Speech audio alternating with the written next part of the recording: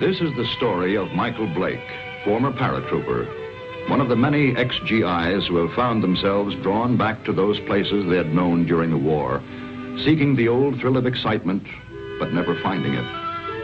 But Blake's was a strange story, different from most. Maybe you've heard it. Well, the end of it anyway. It hit the headlines at the time. That bewildering end up here at the village of Saint-Elzéar in the rugged mountains of the south of France. The summer dawn comes quietly to the village perched here on the edge of the precipice. Father Goron, the village priest, always the first awake, was on his way to the church when suddenly the bells were ringing. The bells that had been silent ever since the disappearance of the gauntlet of Saint-Elzéar, the famous green glove which had made this village an object of pilgrimage to the sick, the maimed, and the faithful for nearly 1,000 years. To Father Goron, it meant that the gauntlet had come home, for the vow had been made that the bell should never ring again until it returned. But it wasn't there in the niche which had been empty so long. Why then did the bells ring? And who was ringing them?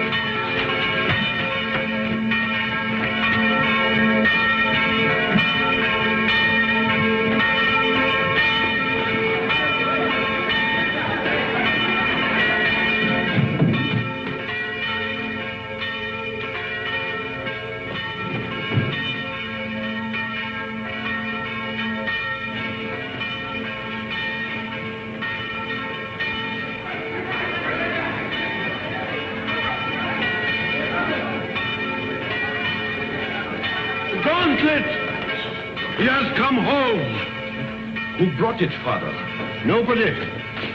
There was nobody there. Only the dead man.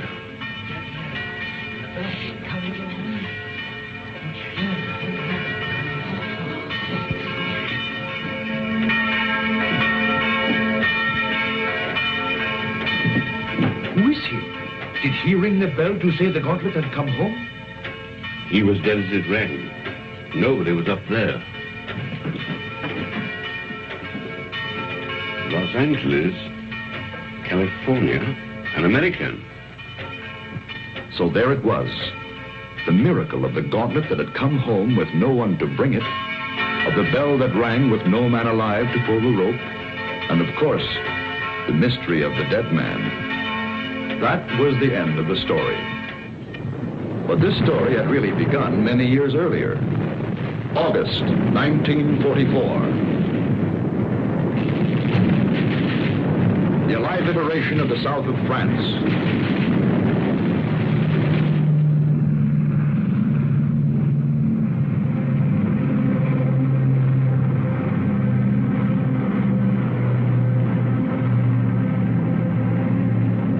One survivor reached the ground behind the German lines.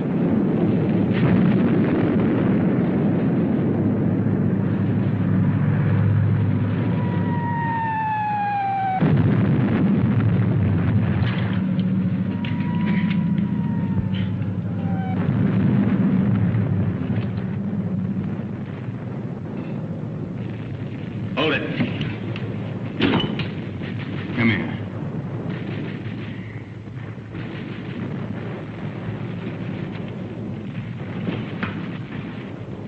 Come on, closer.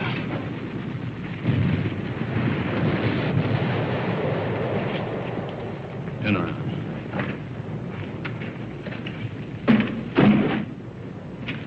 What's that? Those are my sketches. See, I'm a newspaper correspondent. I draw over the papers.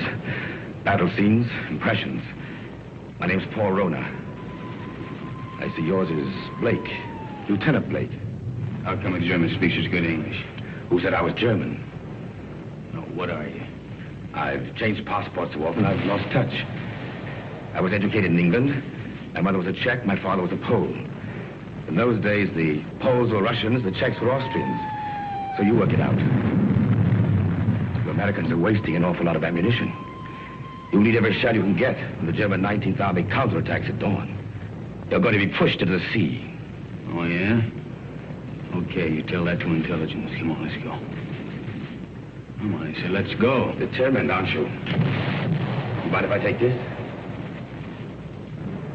Open it.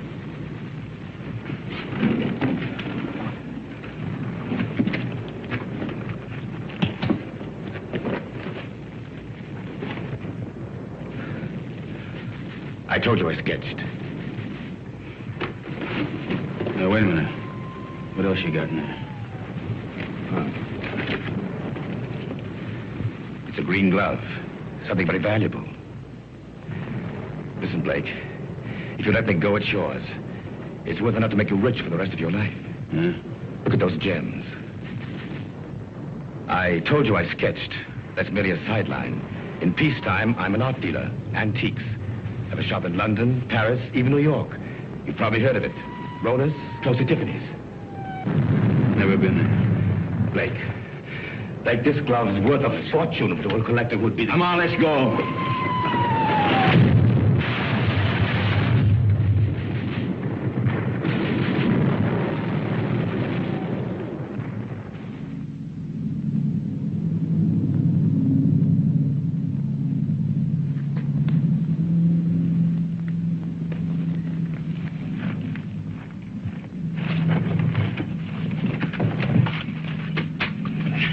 We're friends. We were looking for you ever since we saw you drop from that plane. Don't worry. The underground has helped many others before you. There's a German here. Where is he? Nobody here, monsieur. I guess a shell must have got him. Hurry, please, hurry. Wait a minute. Germans are counterattacking 19th Army. I got to get a message through. A messenger will leave at once. You promise? I promise.